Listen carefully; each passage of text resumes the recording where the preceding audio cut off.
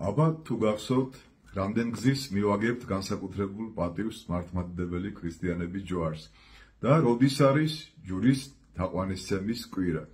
მოგესალმებით, მე დეკანოზი გიორგი თევდორაშვილი ვარ და ვაგრძელებ საუბარს დიდი მარხვის შესახებ. დიდი მარხვის მესამე კვირა გახლავთ ჯვრის თაყვანისცემის კვირა. მართლმადიდებელი ქრისტიანები ჯვარს განსაკუთრებულ პატივს მივაგებთ, სარწმუნოების სიმბოლოშიც გვიწერია ამის შესახებ და ჯვარს ეცვა ჩვენთვის პონტოელისა პილატესზე ევნო და დაეფლა. ჯვრის თაყვანისცემის კვირა ეს გახლავთ მესამე კვირა დიდი მარხვის. სექტემბერში 27 სექტემბერს ჯვრის ამაღლების დღეა და ამას ჩვენ განსაკუთრებით დღესასწაულობთ, ხოლო წითელ პარასკევს, რომელიც ყოველთვის მარხვაში გახლავთ პარასკევს დღეს, ჩვენ გლოვიარე განწყობით ვდგევართ ჯვრების წინ. და ეს არის ერთადერთი დღე, როდესაც ჩვენ ჯვართან არა მგლოვარენი, არამედ იმედით, აღსავსე სინანულით ვდგევართ და ვეთაყვანებით ჯვარს. ჩემო ძვირფასებო, თქვენ გახსოვთ ჩვენი საუბრები დიდი მარხვის კვირებზე და მინდა შეგახსენოთ ყველას, რომ უკვე თითქმის განახევრებულია მარხვა და ჩვენთვის მარხვა შედარებით უფრო მსუბუქი რომ იყოს, ეკლესიამ განაჩინა დიდ მარხვაში მესამე კვირას შემკობილი ჯვრის გამობრძანება წუხრის ლოცვის შემდეგ დიდება მაღალიანზე ცისკარზე როცა იგალობება, შუა ტაძარში გამობრძანდება შემკობილი ყვავილებით ჯვარი და მთელი კვირის განმავლობაში დარჩება შუა ტაძარში. რატომ უნდა ვცეთ თაყვანი ჯვარს? რატომ უნდა ვიყვარდეს ჩვენ ჯვარცმული ღმერთი და საერთოდ რატომ უნდა ატაროს მართლმადიდებელმა ქრისტიანმა გულზე ჯვარი? ამის შესახებ ჩვენ არაერთ გზის მოგვისმენია უამრავი ქადაგება თუ სწავლება, მაგრამ არ იქნება ზედმეტი თუ კიდევ ერთხელ შეგახსენებთ, რომ ჯვრის გარეშე ჩვენი გამოხსნა არ მოხდარა და ჯვრის გარეშე ჩვენი ცხოვრება, ჩვენი ცხონება არ შეიძლება იყოს. ჯვარი არის ჩვენი ცხონების მთავარი იარაღი. იესო ქრისტემ ჩვენი გამოხსნა აღასრულა ჯვარზე. როდესაც ის ეცვა ჯვარს და აღესრულა მეცხრე ჟამს, მან თავი მიიდრიკა მარჯვნივ და თქვა შემდეგი სიტყვები: აღსრულდა. ანუ რა აღსრულდა? ჩვენი გამოხსნა, ანუ კაცობრიობის გამოხსნა განკაცებულმა ღმერთმა აღასრულა ჯვარზე და მას შემდეგ ჩვენ ყველა ჭეშმარიტი მართლმადიდებელი ქრისტიანი განსაკუთრებულ პატივს მივაგებთ ჯვარს. გაიხსენეთ ნათლისღების დღე, როდესაც თქვენ მოინათლეთ ან მიმრქმელი ნათლია იყავით, როგორ აკურთხა მოძღვარმა ჯვარი და ჩამოგიდა ნათელღებულ ადამიანს. ეს ნიშნავს, რომ მან გადასცა მეომარს საჭურველი, ანუ იარაღი ბოროტებასთან საბრძოლველი. ჯვარი ჩვენთვის არის ბოროტებისგან დამცავი უმთავრესი საშუალება. ჯვარი ქრისტიანმა გულზე სასოებით, წმენით და სიყვარულით უნდა ატაროს. იმიტომ რომ ის არის ჩვენი დამცველი ყველა მტრური ბოროტი არაწმინდა ძალებისგან. იესო ქრისტე სახარებაში ბრძანებს, რომელიც სახარებაც კვირას იქნება წაკითხული, ვისაც სურს რომ შემომიდგეს მე, უარყოს თავი თვისი, აღიღოს ჯვარი და შემომიდგეს მე. ნახეთ, რამხელა ყურადღებას ამახვილებს იესო ქრისტე ჩვენ თავისუფალ ნებაზე. პირველ რიგში მინდა გავამახვილო ასევე მეს ყურადღება თქვენს მიმართ, რომ ადამიანს აქვს ორი ნებელობა. ეს არის პიროვნული ნებელობა და მეორე ეს გახლავთ ბუნებრივი ნებელობა. ბუნებრივი ნებელობა ეს არის დაცემული, მას წყურია ის, რაც მის სხეულს ესიამოვნება, ჭამა, სმა, გართობა, კომფორტი და ასე შემდეგ. ხოლო პიროვნული ნებელობა და სწავლება პიროვნული ნებელობის შესახებ შემოიტანა ზუსტად ქრისტიანობამ. პიროვნული ნებით ადამიანმა გადაწყვეტილება უნდა მიიღოს, რომ მისი შემდგომი ქმედება რამდენად სასარგებლო იქნება მისთვის, რამდენად კარგს მოუტანს მის სულიერ ცხოვრებას მისი ხორციელი ქმედება. ჭამას მა იქნება თუ შემდეგი გარკვეული ქმედებანი. აქედან გამომდინარე, ადამიანმა უნდა დაასკვნას და უნდა იცოდეს, რომ თუ მისი ნება არ არის, ღმერთი მას ძალად არ მიიყვანს თავისთან. ადამიანმა უნდა მიიღოს გადაწყვეტილება და თავის თავს დაუსვას კითხვა. მე მჭირდება თუ არა ღმერთი, მე შეუდგე თუ არა ღმერთს. ვინ არის საერთოდ იესო ქრისტე? ადამიანია თუ მარტო ღმერთია?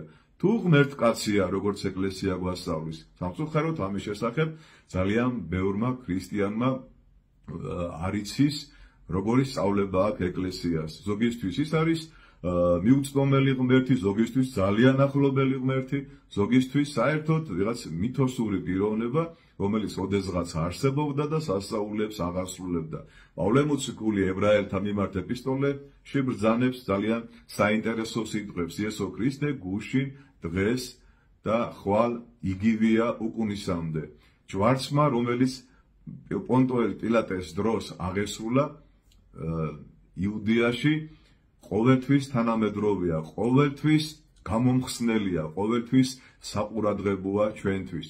ჩვენ, როდესაც რაღაც თხოვნა გვაქვს უფლის წინაშე, ან ლოცვა, ან სადმე მივდივართ სამოგზაუროდ, გამოვისახავთ პირჯვარს სასოებით, შუბლზე, მუცელზე, მარჯვნივ და მარცხნივ და ვევედრებით ღმერთს, რომ ღმერთმა განსაკუთრებით მოგვაქციოს ყურადღება, იმიტომ რომ ჩვენ ჯვარცმული ღმერთის თაყვანისმცემელი ადამიანები გახლავართ. რაც ზოგიერთი სხვა ეგრეთ წოდებული სექტანტებისთვის შეიძლება სასაცილოც იყოს და ხანდახან დამცინავიც, რომ ისინი ასეთ რამეს ამბობენ, რომ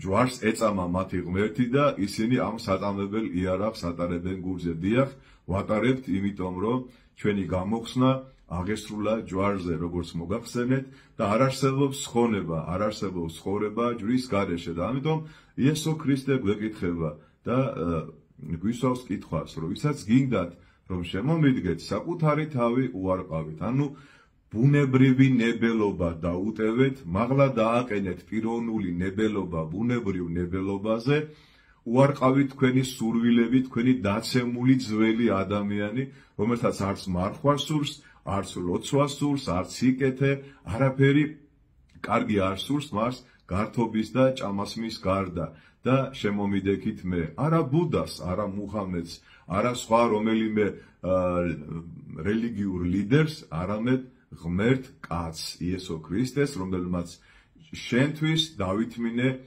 ტანჯვა, ნერწვა, გვემა, ყვილვაცემა და ყოველივე ის, რაც იესო ქრისტემ აღასრულა ჯვარზე ჩვენი ცხონებისთვის. და ამიტომაც ეკლესიამ განსაკუთრებული დღეები დაადგინა, როგორც გითხარით, წელიწადში 3 დღე არის ეს და ამათ შორის შეიძლება ითქვას განსაკუთრებული არის ჯვრის თაყვანისცემა. ჯვრის თაყვანისცემა არ არის ღმერთის თაყვანისცემის მსგავსი. ღმერთის თაყვანისცემა სხვა მდგომარეობა, ჯვრის თაყვანისცემა სხვა. ჩვენ ჯვარს ვიამბორებით, იმიტომ რომ ჩვენი ღმერთის იარაღი გახდა ბოროტების დამარცხებისთვის და ჩვენ, ოდესაც ჯვარს შევხედავთ სარწმუნოებით, უნდა გვახსოვდეს, რომ ჩვენი ღმერთი არის ჯვარცმული ღმერთი. ჯვრის სიმბოლო, ყველაზე მკვეთრი სიმბოლო ძველ აღთქმაში გახლავთ სპილენძის გველი, რომელიც ხეზე მიამაგრა მოსემ. როცა ებრაელები გამოიყვანა მოსემ, მოგეხსენებათ, რომ 40 წლის განმავლობაში მათ ატარებდა უდაბნოში და ერთ-ერთ ადგილზე რომ მივიდნენ, ძალიან ბევრი შხამიანი გველი ბუდობდა იმ ადგილას და ებრაელებს გესლავდა და ისინი კვდებოდნენ. მიიღო მოსემ გამოცხადება უფლისგან, მან სპილენძის გველი მიამაგრა ხეზე, აღმაღლა და ვინც რწმენით შეხედავდა ამ სპილენძის გველს, ისინი ინკურნებოდნენ გველის ნაკბენისგან. ეს არის პირდაპირი გაგებით ჯვრის სიმბოლო, ვინც ჯვარს სარწმუნოებით ატარებს და სასოებით ეამბორება და ეთაყვანება, მას ეშმაკის ნაკბენი ვერაფერს ვერ დააკლებს და ის გამარჯვებული იქნება თავის ცხოვრების მანძილზე. ასევე შეგახსენებთ, როდესაც კონსტანტინე დიდი იბრძოდა თავის იმპერიის დასაცავად, თავისი საიმპერატორო ტიტულის დასაცავად, მას გამოეცხადა იესო ქრისტე აჩვენა ჯვარის გამოსახულება და უთხრა რომ ეს მუზარადებზე, ფარებზე გამოსახე და ამით გაიმარჯვებ, ამით მოხდება ძლევა, ამით ზლო და მართლა დაუჯერა კონსტანტინე დიდმა უფალ იესო ქრისტეს გამოსახა ჯვარი თავის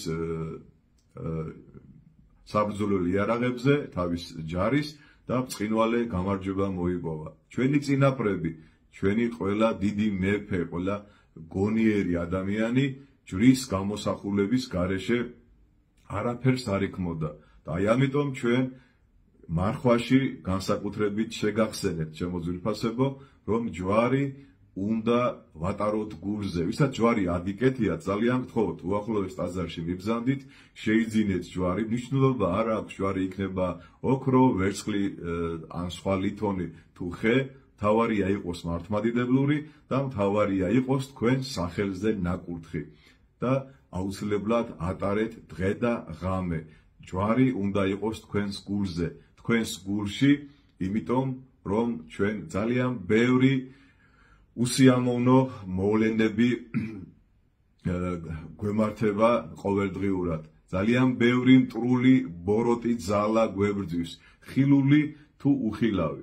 როდესაც ადამიანი ჯვარშემოსილია და მისი ცხოვრება არის ჯვრის მტვირთველობა, დამიჯერეთ, რომ თქვენ ყოველთვის იქნებით გამარჯვებული, თქვენ ყოველთვის იქნებით სასოებით და წმენით, იმიტომ რომ ჯვარი ჩვენი გადარჩენის სიმბოლოა. და ამიტომ გთხოვთ ყველას, ვისაც აქამდე არ გიფიქრიათ თქვენი ჯვრის შესახებ, იფიქრეთ დღეიდან და დაუსვით თქვენ თავს კითხვა, როგორ ჯვარს ვატარებ მე? არ არის საუბარი ეს ხილულ ჯვარზე, საუბარია იმ ჯვარზე, რომელიც ღმერთმა მოგცვა ჩვენი ცხოვრების წესით. სნეულებაში ხარ, პატიმრობაში ხარ, დიდებაში ხარ, პატივში ხარ, სამღვდელო ხარისხში ხარ, საქართველოს საზღვრებს გარეთა ხარ, დედის ერთა ხარ, ერთი შვილის დედა ხარ, მრავალშვილიანი მშობელი ხარ, თუ საერთოდ რა მდგომარეობაში ხარ, არასდროს არ იწუწუნოთ, არასდროს არ თქვათ, რომ მე მძიმე ჯვარი მომეცა და არ შემიძლია ამ ჯვარის ტვირთვა. იცოდეთ, როგორც პავლე მოციქული ბრძანებს, ჯვარი, რომელიც ჩვენ მოგვეცა, ჩვენ სულიერ ძალებთან პირდაპირ პროპორციულია. ანუ იმაზე მეტი ჯვარი და ტვირთი ჩვენ არ მოგცა ღმერთმა, რისი ტარებაც ჩვენ არ შეგვიძლია. ჯვარი, რომელიც თქვენ გაქვთ, თქვენ მისი ტარება შეგიძლიათ. მისი ტარებით, ცხონდებით და ვიქნებით გამოსული შინაგანი ჩვენი განსაცდელებიდან თუ გარეგანი განსაცდელებიდან. ძალიან ბევრი ადამიანი სიმბოლურად ატარებს ჯვარს ძალიან ხშირად და ვერ ხვდება მის დანიშნულებას. აი მაგალითად, ავტომობილში ძალიან ბევრ ზღორს დამაგრებული აქვს ჯვარი და ამ დროს ის თამბაქოს ეწევა, ან ბილს იტყვაობს, ან უდიერად იქცევა საერთოდ. ეს არის მკრეხელობა, ეს არის ჯვრის უარყოფა და შებღალვა. არ შეიძლება ჩემო ძვირფასებო ასეთი მდგომარეობა, თუ შენ შეგნებულად ატარებ ჯვარს, გიკიდია ავტომობილში, გაქვს სახლში, სამსახურში, დაფიქრდი კარგად როგორ იქცევი შენ. თუ ბილს იტყვაობ, თუ თამბაქოს ეწევი, თუ განიკითხავ ან იწყევლები, ესე იგი შენ ამით ჯვარს გარკვეულ ბრძოლას უცხადებ და ეს იქნება შენთვის ძალიან ცუდი. გთხოვთ დღეიდან განსაკუთრებულად იფიქრეთ ამაზე და ვინც მარხულობთ და არ მარხულობთ, იფიქრეთ იმაზე, რომ ზუსტად ჩვენი ნუგეშისთვის, ჩვენი სიმშვიდისთვის, რომ ჩვენ გავძლიერდეთ, რომ ჩვენ ძალები მოვიკრიფოთ და მარხვა გავაგრძელოთ, აი ამიტომ ეკლესიამ შემკობილი ჯვარი გამოგიბრძანა შუა ტაძარში და გთხოვთ, რომ ჯვართან ყოველთვის იყავით მოკრძალებული. როდესაც ტაძარში შედიხართ, კი ნუ დაიწყებთ სხვადასხვა ხატებთან მისვლას პირველ რიგში, როგორც კი ტაძარში შეხვალ, მიბრძანდით ჯვარცმასთან, როდესაც იამბორებით ანალოგიაზე დაბრძანებულ ხატს, შემდგომში მიბრძანდით ჯვარცმასთან და გაიხსენეთ სიტყვები, რომელიც მაცხოვარმა ბრძანა ჯვარზე. აღსრულდა, მიუტევე რამე თუ არა იციან და შემდეგი სიტყვები და გაიხსენე შენი მიცვალებულები, რომ შენ ცოცხალი ხარ ჯერჯერობით და გევალება ჯვარცმასთან შენი მიცვალებულების მოხსენიება, რომ შენს როცა იქნება მოკვდები და გახსოვდეს შენი მიცვალებულები, გახსოვდეს რომ სანთელი უნდა დაუნთო მათ და უნდა შეავედრო ღმერთს მათი სულები. ეს არის აუცილებელი და ეს არის ყველა ჩვენთაგანის მოვალეობა. მორწმუნე ხარ, ნაკლებად მორწმუნე ხარ, გახსოვდეს რომ ტაძარში რომ შეხვალ, გაემართე მაშინვე ჯვარცმასთან, გაიხსენე შენი ცოდვები, გაიხსენო ის, რომ იესო ქრისტემ თავისი უმანკო და ძვირფასი სისხლი დაღვარა შენთვის და შენ ამ დროს ცოდვილ ცხოვრებას ეწევი და ჯერაც არ მოგიფიქრებია მარხვა შეინახო თუ არა. ვისაც აქამდე მარხვა დაწყებული არ გაქვთ, დაიწყეთ ამ წუთიდან მარხვა. ყოველი წუთი, ყოველი წამი ძალიან ძვირფასია ჩვენთვის. ჩვენი ქვეყანა არის განსაცდელში და უნდა ჩვენ ქვეყანას გადარჩენა. უნდა შევეშველოთ საქართველოს ჯვრის ტარებაში, არა მიტინგებით, არა ვანდალიზმით, არა ბილსიტყვაობით, არა ერთმანეთის ლანძღვით და გინებით, არამედ ჯვრის მტვირთველობით, თავდაბლობით, მარხვის დაცვით, პატრიარქის დაჯერებით, მართლმადიდებლური ამხსარებლობით, წყენის პატიებით, შენდობით და თავდაბლობით უნდა გადავარჩინოთ ჩვენი ქვეყანა.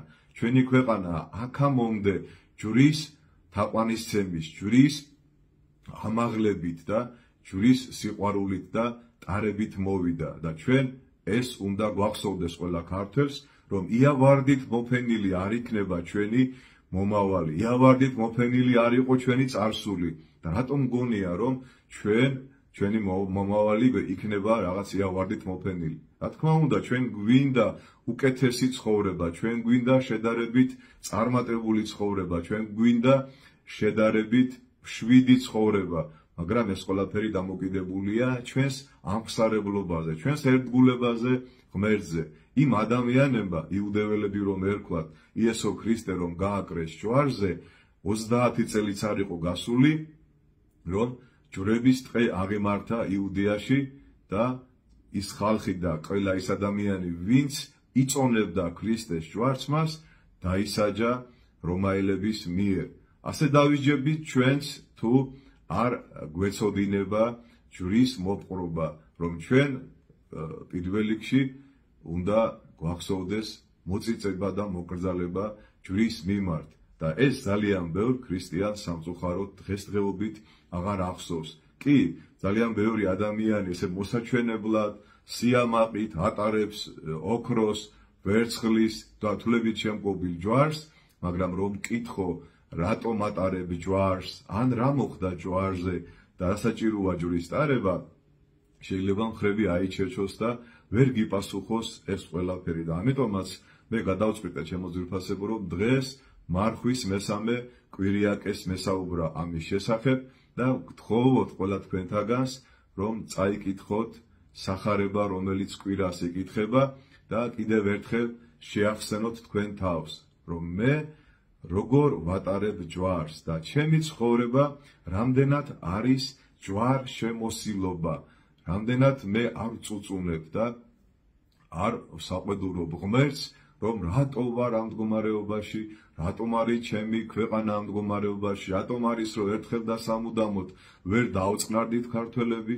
რატომ არის რომ სხვა ქვეყნების შედარებით ჩვენზე უკეთ ცხოვრობენ ხორციელად და ჩვენ ქართველები კიდევ აყალმაყალში, აურზაურში და ერთმანეთის ცემატყებაში ცხოვრობთ. დამაფიქრებელია ჩემო ძვირფასებო ეს ყველაფერი და გასაღები ნაპოვნია.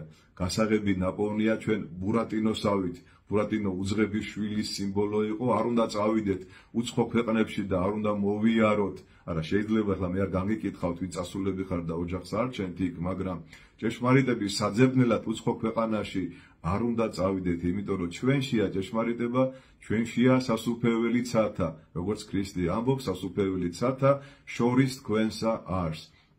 და კეთილდღეობის საძებნელად, განსაცდელების საძებნელად არ უნდა წავიდეთ, როგორც იაკობ მოციქული ამბობს, ვერცხლის მოყარე ადამიანი განსაცდელებს დაიტეხავს თავზე და ჩვენში შეიძლება ვიპოვნოთ ჭეშმარიტების გასაღები, რაც არის ჩვენი ცხონება, რაც არის ჩვენი კეთილდღეობა, რაც არის ჩვენი ერის გადარჩენა, თუ მიუბაძავთ ჩვენს წინაპრებს, თუ დაუჯერებთ კათალიკოს პატრიარქს, თუ ძავიცავთ მარხვას, თუ არ ვიქნებით ბოროტები, თუ არ ვიქნებით ერთმანეთის, ასე ვთქვათ, მაგინებელნი და გამკითხავი, თუ კაენის შური აღარ იქნება ჩვენში აბელის მიმართ. დაგლოცოთ ღმერთმა ჩემო ძვირფასებო, ჯვარი, რომელსაც თქვენ ატარებთ ღირსეულად, ყოფილიყოს მსუბუქი, მაცხოვნებელი და ბედნიერება მოგიტანოთ ჯვარმა, რომელიც თქვენ გერგუნათ ნათლისღების დროს, რომელიც თქვენ მოძღვარმა გაჩუქათ, გიკურთხათ, ატარეთ თავდაბლობით, სიყვარულით და რწმენით. ღმერთმა დალოცვილები და გახარებულები გამყოფოთ.